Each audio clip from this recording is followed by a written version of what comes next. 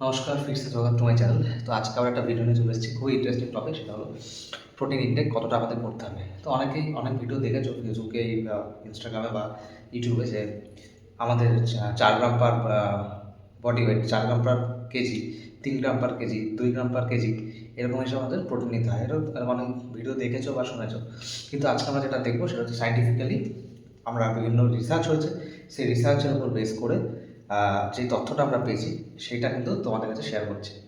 তো ভিডিওটা শুরু করা যাক। তো 3টে কোশ্চেন আমাদের এই টপিকে আলোচনা হবে এই ভিডিওতে। Number 1, can body absorb more than 30 gram protein? মানে এক একটা মিলে আমরা 30 গ্রামের প্রোটিন যদি আমরা নিই, সেটাকে আমাদের শরীরে অ্যাবসর্ব হবে? Number 2, more than 30 gram protein per meal equals to protein wastage? মানে 30 গ্রামের বেশি যদি আমরা প্রোটিন নিই প্রত্যেকটা মিলে, সেটা কি প্রোটিনটাকে আমাদের ওয়েস্ট হয়ে বেরিয়ে যাবে বডি থেকে? Number 3, how much protein should we take daily? আমরা প্রতিদিন কতটা প্রোটিন আমাদের নেওয়া উচিত?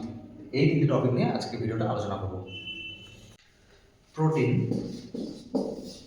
প্রোটিন আমাদের পেটে যাওয়ার পর বা শরীরে যাওয়ার পর অ্যামাইনো অ্যাসিডে, ছোটো ছোটো অ্যামাইনো অ্যাসিডে ভাঙে। প্রোটিনটা ভেঙে কী হয়, অনেকগুলো অ্যামাইনো অ্যাসিড তৈরি হয়, অ্যামাইনো অ্যাসিড। এবং অনেক অ্যামাইনো অ্যাসিড মিলে প্রোটিন তৈরি হয়।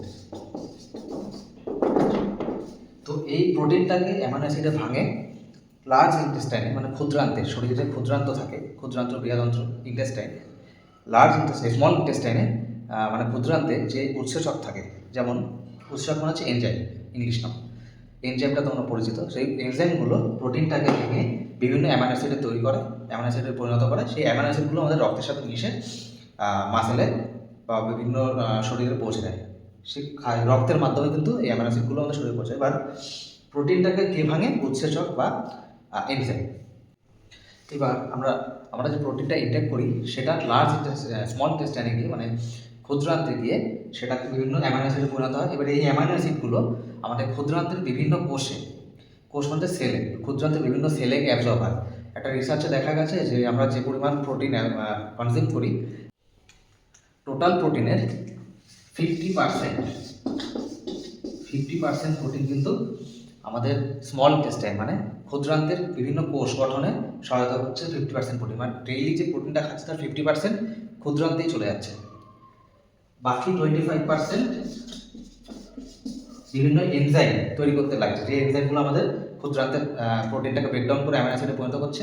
সেই এনজাইমগুলো তৈরি করতে বা অন্যান্য এনজাইমগুলো তৈরি করতে বাকি 25% প্রোটিন ব্যবহৃত হচ্ছে। আমাদের শরীর 500 থেকে 700 গ্রাম পর্যন্ত প্রোটিন অ্যাবজর্ব করতে পারে পার ডে।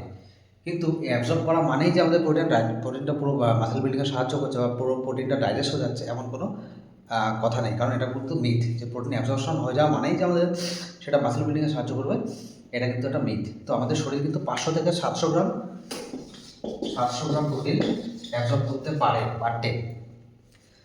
এবার এই 500 কি 700 গ্রাম প্রোটিনের মধ্যে যতটা ডাইজেস্ট করবে ততটা আমাদের মাসেল বিল্ডিংয়ে বা এক্সটার্নাল কাজ ব্যবহৃত হবে। আর বাকি যেটা রেসিডুয়াল থাকবে সেটা কিন্তু আমাদের মল আকারে বৃহদন্ত্রের মাধ্যমে বৃহদন্ত্র থেকে বেরিয়ে যাবে। এবার আমরা আসি যে পার মিলে আমরা কি 30 গ্রাম প্রোটিনের বেশি নিতে পারবো কি কম নিতে পারবো, সেই টপিকে। তো 2018 সালে একটা স্টাডিজ আছে, একটা না 30-40খানা স্টাডিজ হয়েছিল। সেখান থেকে একটা কনক্লুশনে এসছে বিজ্ঞানীরা যে আমরা প্রত্যেকটা মিলে মিনিমাম 0.4 গ্রাম পার কেজি পার মিল, এটা হচ্ছে মিনিমাম। মানে আমাদের প্রত্যেকটা মিলে, মানে পার মিলে 0.4 গ্রাম পার কেজি আমাদের মিনিমাম প্রোটিনটা করতে হবে। আর যদি আমরা 4খানা মিল নিই তাহলে আমাদের দাঁড়াবে 1.6 গ্রাম পার কেজি পার ডে। মানে আমরা প্রত্যেক দিন আমরা 1.6 গ্রাম পার কেজি বডি ওয়েট হিসাবে আমরা, এটা হচ্ছে মিনিমাম ভ্যালু প্রোটিনের। আর যদি আমরা ম্যাক্সিমাম কতটা খেতে পারি, তার থেকে আমরা ওয়েস্টেজ যদি না, মানে ওয়েস্টেজ বাদ দিয়ে ম্যাক্সিমাম আমরা কতটা খাওয়া উচিত, 2.2 গ্রাম পার কেজি পার ডে। এটা হচ্ছে প্রোটিন ইনটেকের ম্যাক্সিমাম ভ্যালু। তো মিনিমাম ভ্যালু হচ্ছে 1.6 গ্রাম পার ডে, আর ম্যাক্সিমাম ভ্যালু হচ্ছে 2.2 গ্রাম পার ডে। আর আমরা প্রত্যেকটা মিলে আমাদের বডি ওয়েটের 0.4 গ্রাম পার কেজি কিন্তু আমরা প্রত্যেকটা মিলে খেতে পারি। তো এই 2.2 গ্রামের বেশি যদি আমরা প্রোটিন নিই তাহলে আমাদের শরীরের বিভিন্ন অর্গানের উপর কিন্তু অনেকটা স্ট্রেস পড়বে। মানে অনেকে খায় 4 গ্রাম পার কেজি ওয়েট বা 3 গ্রাম পার কেজি পার কেজি ওয়েট এরকম হিসাবে অনেকে প্রোটিন টেক করে, কিন্তু এগুলো কিন্তু ওয়েস্টেজ হবে according to 2018 research paper.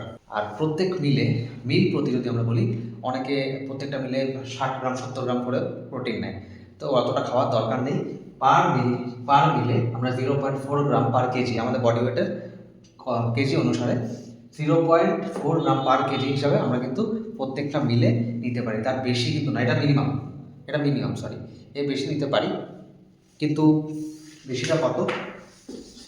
0.6 gram per KG, এটা হচ্ছে ম্যাক্সিমাম ভ্যালু, আর মিনিমাম ভ্যালু হচ্ছে 0.4 গ্রাম পার মিল।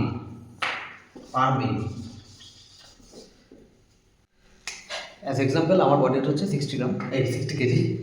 তো 60 কেজি হিসাবে যদি আমি ধরি, তাহলে আমরা পার মিলে আমি টার্গেট করি 60 ইন্টু 0.6 করলে দাঁড়াবে হচ্ছে 36 গ্রাম পার কেজি, 36 গ্রাম পার মিল।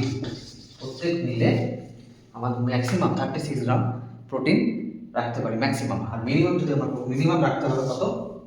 60 ইন্টু 0.4 মানে 24 গ্রাম। এটা হচ্ছে মিনিমাম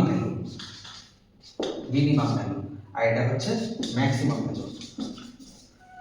তো এই ছিল 30 গ্রামের গল্পটা, যে আমরা প্রত্যেকগুলো 30 গ্রাম বেশি খেতে পারি না। 30 গ্রাম ডিপেন্ড করছে তোমাদের বডি ওয়েটের উপর। তো আমার এই ভিডিওটা কিন্তু ছিল অনলি ন্যাচারাল অ্যাথলিটদের জন্য। যারা এনহান্স অ্যাথলিট তাদের প্রোটিন ইনটেক আরও বেশি হওয়া উচিত, তাদের প্রোটিনের চাহিদা শরীরে আরও বেশি হওয়া উচিত, সেটা 2.2 থেকে অনেক বেশি হওয়া উচিত। তো এটা কিন্তু ন্যাচারালি যারা বডি বিল্ডিং করছো তাদের জন্য 2.2 গ্রাম পার কেজি এই হিসাবে কিন্তু তোমরা চলতে পারো। এই ছিল আজকের ভিডিও, আশা করি তোমাদের ভালো লেগেছে। ভালো লাগলে অবশ্যই একটা লাইক করে দিও, আর যাদের কাছে মনে হয় যে ভিডিওটা দিলে শেয়ার করলে তাদের ইমপ্রুভ হবে, অবশ্যই তাকে শেয়ার করো। তো আজকের মতো এইটুকুই, দেখা হচ্ছে পরের ভিডিওতে, বাই।